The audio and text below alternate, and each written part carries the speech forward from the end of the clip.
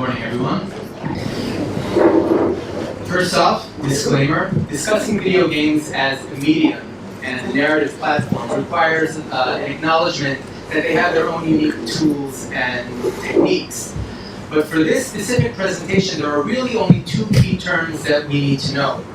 The first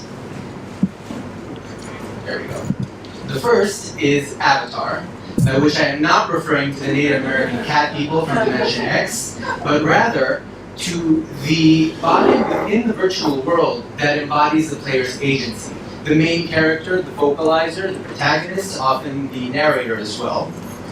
The second term is game world, which is simply the virtual environment in which the story is set, the setting of the game, as it were. Now, post-human avatars are common enough in video games, and I've found that they tend to fall into three primary categories, both in terms of the narrative being communicated to the player, and in terms of the gameplay itself, in terms of the performativity. The first category is the technological post-human, the cyborg. Individuals who have had mechanical components integrated into their body to enhance their existing physical capacity. The examples that I'll be using to demonstrate how cyborgs appear in video games are Commander Shepard from BioWare's Mass Effect series, and Adam Jensen from Square Enix's Deus Ex: Human Revolution. These two characters share many commonalities both between them and with other cyborg avatars, which I attribute to the specific nature of their post-humanity. In both cases, the player begins by controlling them as human beings, without any implants, without any alterations, until a definitive trauma occurs. Adam Jensen is critically injured during an initial attack and is subsequently surgically altered. Commander Shepard's starship, the Normandy, is destroyed at the beginning of Mass Effect 2 and her body is ejected into space. Incidentally, Shepard's gender is chosen by the player. I'm simply using she because all of my Shepards were women. It's significant that these characters begin as baseline humans and are then implanted with technologies.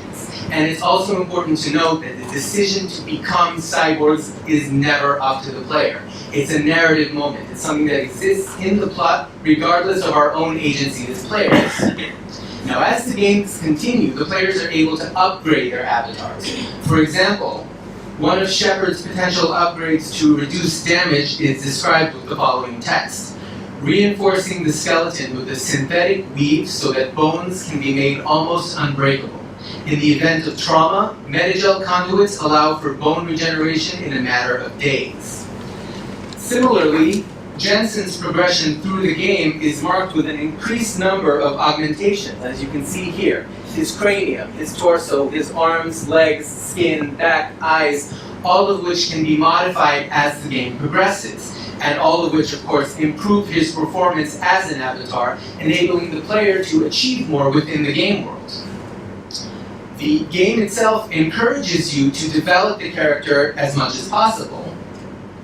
And I have a demonstration here, a very brief one, but one which demonstrates nicely the power of the cyborg protagonist. Aliens don't know strength. My followers are true Krogan. Everything about Grunt is a lie. She just had better than a 10-foot-tall avatar. You dare. I like this human. She understands. I withdraw my denial. So as you can see, it's a situation in which Commander Shepard suddenly has physical power that she would not have had before her alteration. Now, at the same time, both of these games feature sequences in which the player's body is turned against the player. In one scenario, Jensen's augments, his implants, are deactivated, practically crippling him and making that particular scenario much more challenging.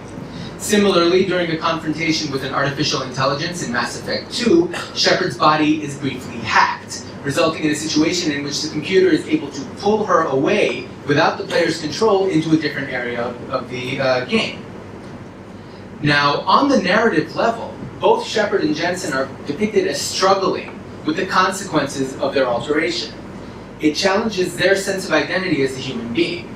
For Jensen, the psychological problem is subtle. When the player enters his apartment, we see that he's been shattering every mirror in his house, there's a little note here saying, we're not replacing the mirror again. You keep shattering it over and over again. The obvious implication being that he can't bear the sight of his very visible alterations. Shepard faces a similar dilemma at one point, wondering whether she's a real person or whether she's just been implanted with some kind of virtual intelligence that believes it's the real thing. A problem that becomes crystallized when she encounters a fully human clone of herself who acts in a completely different manner. Tellingly, there's no real answer to this question. The best she can get is a sort of, you're real enough for us. That's the best that we can do. What these examples have in common, and in fact what they have in common with many other cyborg game protagonists, such as E.G. Katizer from Daniel Raymer's E.G. or Lex from Origin Systems Bioforge, is that the gameplay design is teleological. The further you progress, the more you upgrade. The more you upgrade, the less human you become. And on the narrative level, it's inversely proportionate. The more you become a cyborg, the more you progress, the more difficult it is for the protagonist to see themselves as human as a result of this trauma. There's a sense of loss and also a vulnerability because, as we just saw, technology means it can be hacked, it can be remotely controlled or manipulated. Now, the second category of posthuman avatar in video games is the mutated posthuman. This is a character who, like the cyborg, typically begins as a baseline human being, but who is transformed by exposure to an event or a substance on a cellular level, right down to their DNA. Now, where the technological posthuman, the cyborg, is a combination of man and machine, the mutated posthuman goes beyond that. All of their abilities that they demonstrate in the game are biological. They don't draw power from devices that are grafted onto their bodies. And the characters that I'll be using to demonstrate this particular category are Sarah Kerrigan from Blizzard's StarCraft series and Jack Ryan from 2K Games' BioShock. At first glance, Kerrigan's story seems to follow the pattern of the cyborg. She begins as a human being, only to be captured and assimilated by the alien Zerg into a tremendously powerful hybrid known as the Queen of Blades. Because the game's narrative is structured into acts and the player controls one faction per act, Kerrigan actually begins as a human avatar for the player, and in the second act, when you're controlling the alien Zerg, she is still the protagonist, although obviously in an altered state. And in the third act, she is an antagonist, a villain character. StarCraft II briefly returns Kerrigan to her human state. Note here the levels of abilities assigned to her.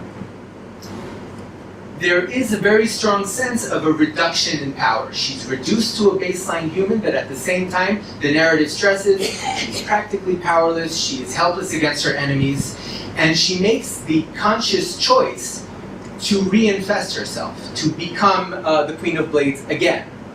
Note how there are so many more powers available to the player now. She gives up her humanity for power, and unlike the cyborg, she doesn't question the sense of, there's no sense of loss or of identity. She chooses to become the Queen of Blades. From that point onward, she is the Queen of Blades. There is no lingering loss or romanticism of the abandoned humanity. BioShock takes a similar approach.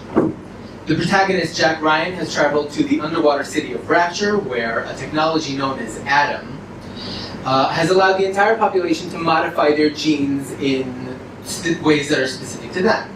This has predictably driven most of them insane. But Adam has an interesting effect on the player. When injecting himself with a specific chemical compound, Jack is able to manifest superhuman abilities such as electrokinesis. These powers are modular, just as Kerrigan's mutations can be altered at will by the player. You can switch from one power to another with the snap of a finger. And again, no lingering sense of, oh, I wish I hadn't injected myself, oh, I wish I was still human. On the contrary, both the narrative and the events within the game world push the player towards, unlock more powers because there are more dangerous enemies ahead. And unlike the cyborgs, the mutated posthumans can't be remotely manipulated. They can't be deactivated, their powers can't be taken away, their implants, quote unquote, can't be shut down.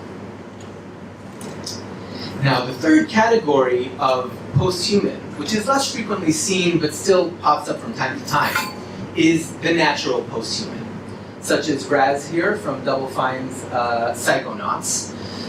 This is the type of posthuman who has not been modified in any way. Unlike the cyborg and unlike the mutant who begin as baseline humans, we have here a character who is born with psychic abilities. The story concerns him arriving at a camp in which he is educated in various manifestations of psychic ability. He has to master telekinesis, he has to master clairvoyance, astral projection, and so on, with other young psychics like himself. It's sort of a summer camp for superhumans. Now, the differences in terms of these three types is interesting because it seems to portray a sort of paradox within video games. The cyborg posthuman, as we saw with the examples that were demonstrated here, all have this sense of, on the one hand, power, right? The integration of machines into the human body results in more physical power, allowing you to headbutt a giant alien who's standing in front of you with reinforced plating on its head. Allows you to complete feats of strength within the game world and within the narrative that would not have been possible for a baseline human. At the same time, there is a sort of revulsion built into the narrative itself, right? The sort of very typical, those of you who are familiar with Frederick Bohl's Man Plus, or really any sort of cliche scenario in science fiction in which a character has been technologically modified only for them to react with sort of horror, what have you done to my arm, what have you done to my face, etc., and this continual longing for, you know, the pure human body that has been lost and can never be recovered. On the flip side of that, we have the biologically enhanced posthumans who never experience any kind of sense of loss or nostalgia for the body that they no longer have. Rather, the decision to embrace posthumanity, to embrace power in its purest sense, is seen as a positive thing, both for the player on the level of gameplay, because you can suddenly rain destruction down on your enemies from 50 kilometers away, but also in terms of the narrative itself, right? The story requires that for Kerrigan to get her revenge, for her to be able to stand up to her enemies, she must become the Queen of Blades, and she accepts this. So, in other words, what we have here, despite the fact that video games are an inherently technological narrative platform, is this sort of almost Luddite fear of implantation, right? The cyborg is still a site of discomfort, of revulsion, the sort of paradox of human and machine combined in one body. It creates a very strong sense of fear and of dehumanization, which, despite the fact that the Queen of Blades is covered in, you know, armor from head to toe, or that Jack's veins begin glowing as a sign of his augmentation, there's no built-in fear. There's no context there that instructs the player to be disgusted with these posthumans. And I'm not entirely certain what the source of this disparity is, because on the one hand, we do have this sort of movement to embrace posthumanity, to reach towards a sort of avatar that can perform so much more than, say, you would be able to in The Sims, where you're really just recreating human avatars who putter around their virtual lives. Here, in order to get the most out of the action, you have to have the most powers, you have to have the most upgrades. And when it's biological, it's perceived to be acceptable, right? The natural posthuman, such as Raz, doesn't have that same conflict of, you know, I'm born a freak, or I'm a monster, or there are in fact no humans in Psychonaut to compare to. It's an environment that is made entirely of natural posthumans. You don't really have that sense of, you know, yikes, or yuck. So it is interesting that even in the medium of video games, one in which the player has to actively interact with technology in order to receive this story, in order to actively participate in this story, we still have that sort of classic revulsion and disgust of really incorporating technology into oneself. You know, it's great to have a Wiimote, but you wouldn't surgically graft it to your arm. Otherwise, every time you raise your hand, the garage door would open. Or whatever other scenario is inspiring that fear. And these three categories are still are still prolific in today's games. But for the most part, it is that fear of the mechanical specifically seems to persist. It's an interesting question as to why and how far we are really willing to embrace notions of posthumanity or different types of posthumanity even in this day and age. Thank you.